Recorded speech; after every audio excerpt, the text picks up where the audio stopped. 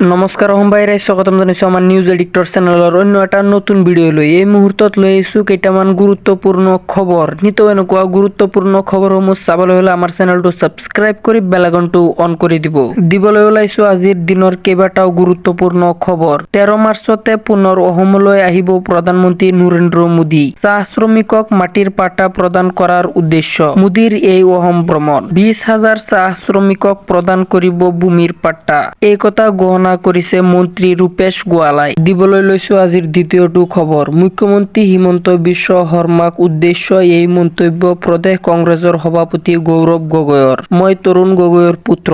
মই ধন সম্পত্তি গোটাবলৈ ৰাজনীতিলৈ অহা নাই। হিমন্ত বিশ্ব শৰ্মাই কেনেকৈ সম্পত্তি গঢ়িব পাৰে তাৰ বাবেহে অসমত ৰাজনীতি কৰি আছে। পিতৃৰ আদৰ্শ লৈ মই ৰাজনীতিলৈ আহিছো। ধন সম্পত্তি গঢ়িবলৈ মই ৰাজনীতিলৈ অহা নাই। দিবলৈ ওলাইছো আজিৰ তৃতীয়টো খবৰ। ৰূপজ্যোতি কৰ্মীৰ সন্মুখত প্ৰত্যাহ্বান হিচাপে থিয় দিছে জ্ঞানশ্ৰী বৰাই। জ্ঞানশ্ৰী বৰাই প্ৰাৰ্থিত্বক লৈ হতাশাগ্ৰস্ত হৈ পৰিছে ৰূপজ্যোতি কৰ্মী। ডক্টৰ জ্ঞানশ্ৰী বৰাক হেনো চিনি নাপায় বিধায়ক ৰূপজ্যোতি কৰ্মীয়ে। এই মন্তব্য মৰিয়নি সমষ্টিৰ বিধায়ক ৰূপজ্যোতি কৰ্মীৰ। ক্ষমতাৰ জোৱাৰত ভয়ত ভুগিছে নেকি ৰূপজ্যোতি কৰ্মী? ইয়াক লৈ ৰাজনৈতিক মহলত চলিছে এতিয়া ব্যাপক চৰ্চা। দিবলৈ ওলাইছো আজিৰ চতুৰ্থতম ডাঙৰ খবৰ। গছ কাটি এতিয়া অভিলেখ গঢ়িছে বিজেপি চৰকাৰ। বিজেপিৰ 10 বছৰৰ শাসনত অসমত কটা হ'ল 1,06,896 জোপা পূৰ্ণাংগ গছ। কেৱল হিমন্ত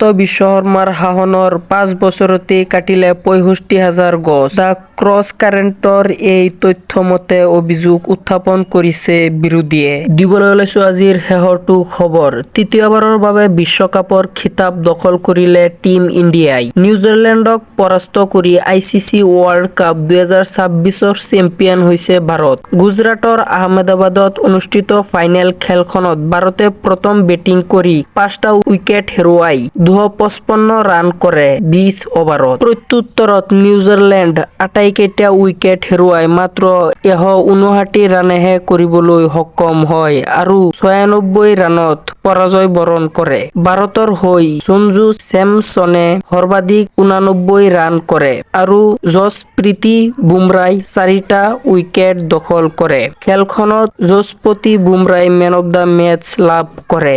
সঞ্জু চেমছনে লাভ কৰে প্লেয়াৰ অফ দ্য চিৰিজ। তো অসমবাসী ৰাইজে এইখিনি আছিল আজিৰ ভিডিঅ'। যদি ভিডিঅ'টো ভাল পায় তেনেহ'লে লাইক এটা কৰি দিব আৰু আমাৰ চেনেলত নতুন হ'লে চেনেলটো ছাবস্ক্ৰাইব কৰি বেল আইকনটো অন কৰি দিব আৰু লগতে আপোনাৰ পচন্দৰ কমেণ্ট এটা কৰি দিব। আপোনালোকৰ এটা কমেণ্টে আমাক বহুত ভিডিঅ' বনোৱাত উৎসাহ যোগায়। ধন্যবাদ।